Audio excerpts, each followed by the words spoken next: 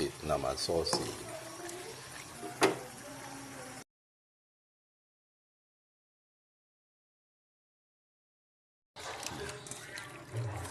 Pusit. Lilinisan natin to mga boss ka-idol. Linisan natin. Tanggalin natin yung mata at saka yung parang ano sa likod. So ngayon meron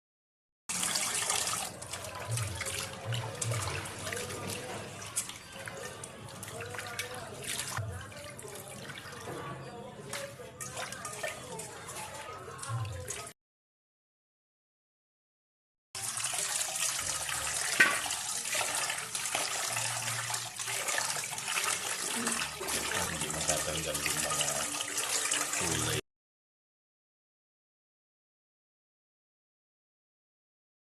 At syempre, tetemplahan natin ang asin itong ating pusit. Huwag madaming asin at baka mapaalat. Paminta. Ayan.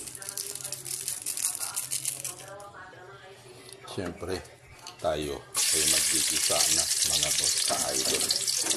Pinagsabay na po natin ang bawang at saka luya. Antayin lang natin na maging mabango yan bago natin ilagay yung ating pusit. Ayan. Kamatis pala ang una nating ilagay muna. Igisa natin yung kamatis, mga boss ka-idol. Ito na po. Ayan. 2 pirasong kamatis lang para maging malasa itong ating adobong pusit.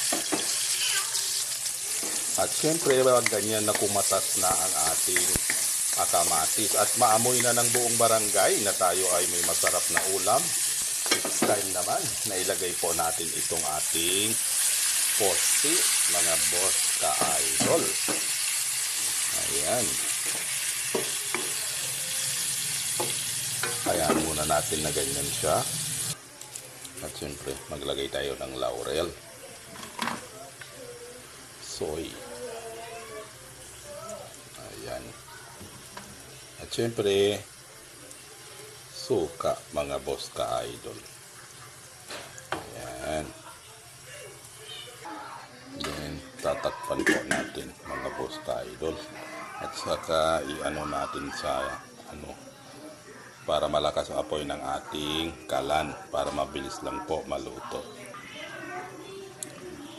Fast forward tayo, mga boss ka-idol. Ayan.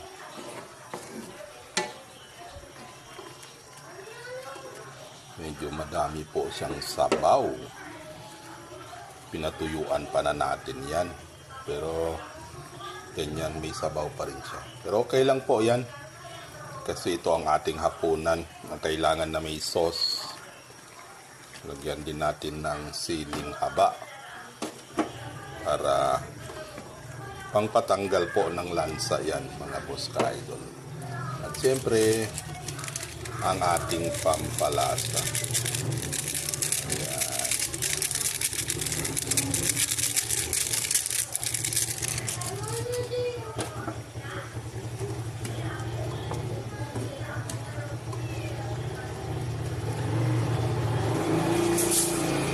At siyempre, titikman po natin yan kung okay na ang lasa.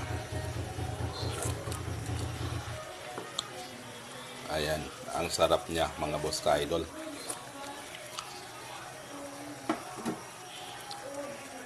Takpan po natin sandali para maluto yung kanyang sili.